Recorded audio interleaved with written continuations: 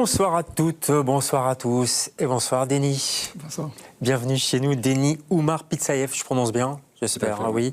Bravo tout d'abord pour ce film Imago qui fait l'ouverture ce soir, hein, je le signale, du festival en ville, qui est un festival qui débute ce soir et qui est formidable, qui aborde plein de sujets, dont le sujet qui nous importe ici autour de l'exil, du retour aussi ou pas chez vous. Là c'est... En Tchétchénie, c'est en Géorgie. On va expliquer pourquoi tout ça pendant l'émission. Avant ça, 3 petites questions, si vous voulez bien, Denis.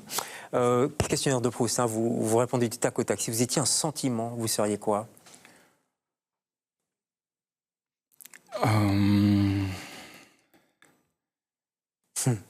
Il est partagé, visiblement. Oui, je pense que sentiment...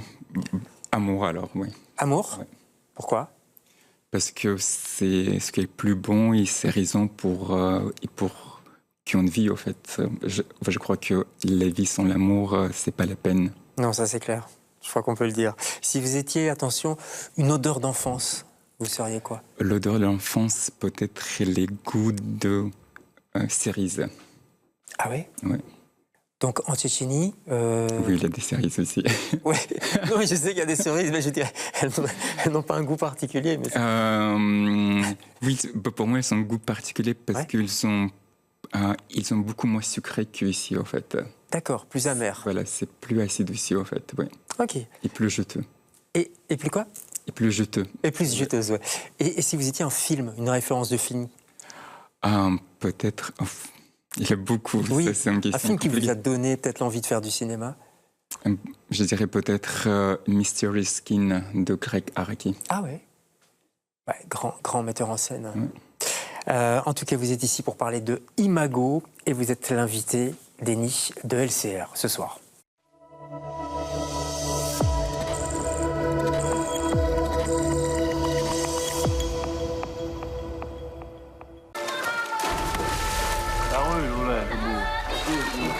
Здесь ты невестку найдешь, дом построишь и будешь приезжать среди своих. Как тебе здесь, Грузия, нравится? Да. Это самое лучшее место. Посмотри, какие пейзажи. Amilor Kuster. V-ați groznit, să fie mașcă. Dar ești așa halke, ne Franța.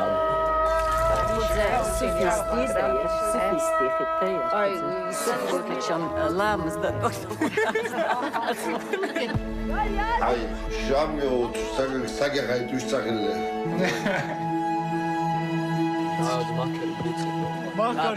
اسمع كده عاجل Тебе профессию не дали выбрать, замуж выйти со своими самыми не дали. Это не свобода. Я в вашей команде. А я сейчас покажу дом, который я хотел построить. Дом для инопланетян.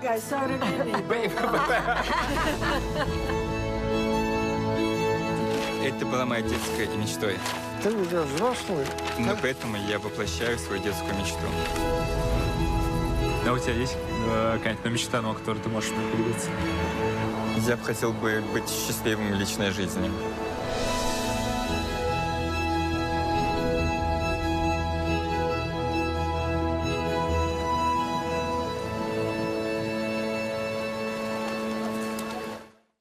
Voilà, Imago, c'est un documentaire, il faut le dire. Je vous regardais pendant que je vous observais pendant que vous regardiez pourtant, vous la connaissez cette bande-annonce, vous étiez encore ému, j'ai l'impression, non? Qu'est-ce que vous retenez de ce tournage? C'est une sacrée expérience humaine, en fait, pour moi, parce que ce que je retiens, c'est que j'étais personnage dans le film, mais aussi réalisateur. Donc bien sûr. C'était pas facile porter les 2 casquettes. Avec votre père, avec votre mère, avec toute la famille. Et puis le sujet, c'est pas quelque chose de facile.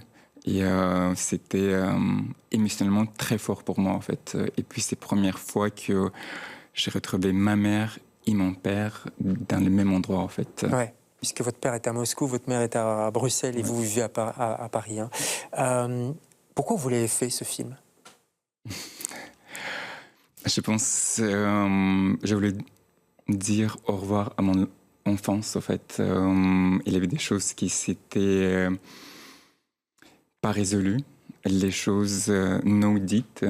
Et après, c'est aussi... En fait, je pense que tout était prétexte aussi pour revoir mon père et pour qu'il vienne, et pour que ma mère aussi, et pour qu'on se retrouve tous ensemble un peu hors sol, en fait. Et parce que pour personne, ni pour ma mère, ni pour moi, ni pour mon père, l'endroit où on filme, le film au Géorgie, c'est pas notre terre, en fait. Ouais. Donc, on va expliquer. Hein. Là, on est dans le Pankassi. Moi, je la connaissais pas. C'est une vallée un peu perdue, comme ça. On est presque à la frontière de la Tchétchénie. On est en Géorgie, c'est bien ça. Et dans cet endroit, il y a énormément de réfugiés tchétchènes des deux guerres qui sont venus se planquer, en fait, quoi. En fait, c'est une enclave tchétchène. Donc, c'est-à-dire qu'il y a des réfugiés tchétchènes qui sont venus après Première et Deuxième Guerre. Oui. Mais il y a aussi les gens qui habitaient avant, en fait. Je veux dire que c'est une enclave, donc il y avait toujours Tchétchènes qui habitaient là. Et à l'époque de l'Empire russe ou à l'époque soviétique, il n'y avait pas de frontières, donc c'était un seul espace, c'était un même pays. Et après la chute de l'Union soviétique, il y a des frontières et donc on était divisé entre deux pays, entre la Russie, où les Tchétchénies actuelles se trouvent, et une toute petite partie restée au Géorgie, donc une enclave tchétchène où les Tchétchènes depuis plus de 200 ans en fait. Ouais, où il y a des gens donc de votre famille parce que vous avez grandi, quand on parlait des Cerises tout à l'heure, c'était en Tchétchénie, près de Grozny, je crois. Hein. Oui.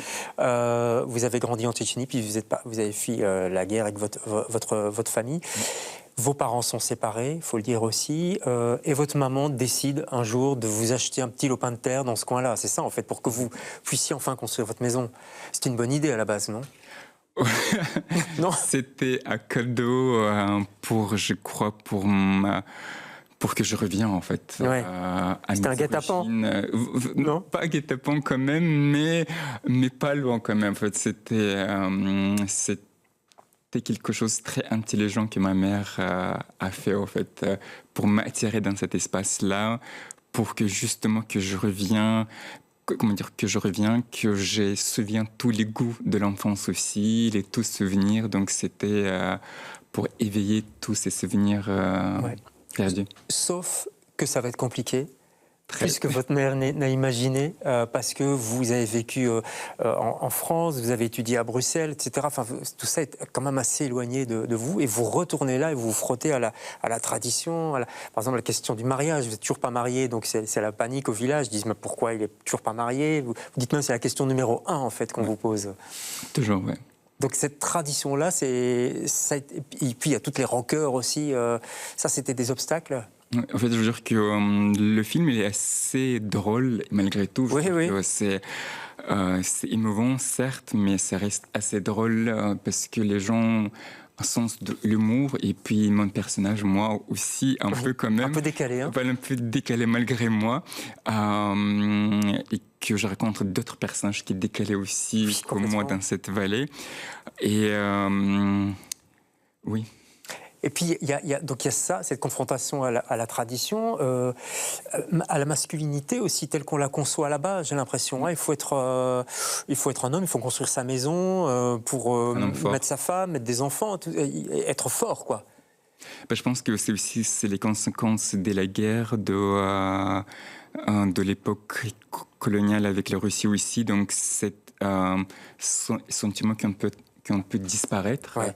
Et je pense que ça reste encore. Et donc, avoir une maison, une famille, avoir les enfants. Du solide, quoi. Voilà, exactement. Donc, c'est très important. Et j'ai trouvé ça assez drôle dans ce film qu'il y a beaucoup de pression dans cette société sur la femme et que retourner cette question-là, qu'on pose ces questions-là à un homme pour savoir, mais enfin, quand tu vas te marier alors que tu vas avoir 40 ans, je trouvais c'est assez drôle et que toute pression, c'est pas sur une femme, mais sur un homme. Ouais. Alors, on vient de voir des photos de cette vallée. C'est magnifique. Les paysages sont doux. C'est tourné en été. On entend les grillons, etc. Enfin, je sais pas si c'est des grillons, mais enfin bref. C'est magnifique comme endroit. Oui, c'est très très beau. Par contre, il y a une menace discrète, je trouve, qui est là. On sait que derrière les montagnes, c'est quand même la Tchétchénie. Même si on dit toujours les montagnes sont très très belles, mais derrière, il y a la Tchétchénie, il y a les souvenirs de la guerre aussi. Il y a les chacals, à un moment donné. Dès le début du film, il y a votre cousin, je crois, qui dit ici, il y a des chacals partout. Ouais. Ça, je trouve que c'est une phrase qui résonne. Après, on comprend pourquoi elle dit ça. Ça veut dire qu'il y a quelque chose de menaçant.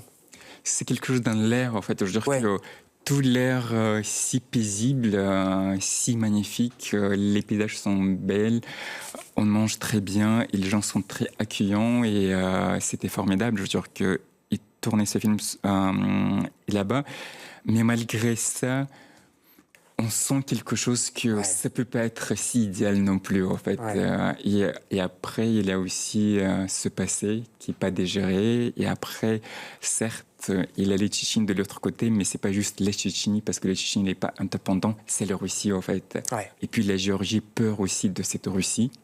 Encore plus aujourd'hui. Voilà, qui respecte pas les frontières et surtout qu'il a eu déjà une guerre en 2008 entre Géorgie et la Russie. Et la Russie annexé 30% de le territoire géorgien. On oublie que c'est pas la première fois que la Russie respecte pas ses frontières. Et donc oui, il y a cette menace de l'autre côté des montagnes, alors que c'est si beau et si paisible, mais c'est il y a quelque chose. C'est ça qui crée un contraste. Et puis alors, il y a le père aussi, qu'on voit pas pendant toute une partie du film. Il est hors champ, comme on dit au cinéma. On oublie qu'il va venir même, en fait. Oui, c'est ça. Et finalement, il vient, on va pas dévoiler trop le film, mais c'est ça que vous vouliez montrer aussi, un face-à-face, en fait. À un moment donné, votre mère dit, vous ressemblez à votre papa, tu ressembles à papa, tu as la même gesticulation que lui, et ça vous énerve. C'est vrai. Hein. Oui, un peu parce que c'est l'effet de miroir, ça. Et après, je suis jamais grandi avec lui, en fait. Donc, c'est un personnage que je connais pas du tout, en fait, parce que j'ai passé, je crois que 3 jours dans toute ma vie avec lui, en fait. Donc, c'est un inconnu qui arrive. Ouais. Et il arrive si à l'aise et que ça m'a perturbé complètement qu'il était si à l'aise même devant la caméra et qu'à la fin c'était moi qui étais mal à l'aise que lui il est si à l'aise en fait. Donc il a perturbé tout ma préparation en fait. Ouais.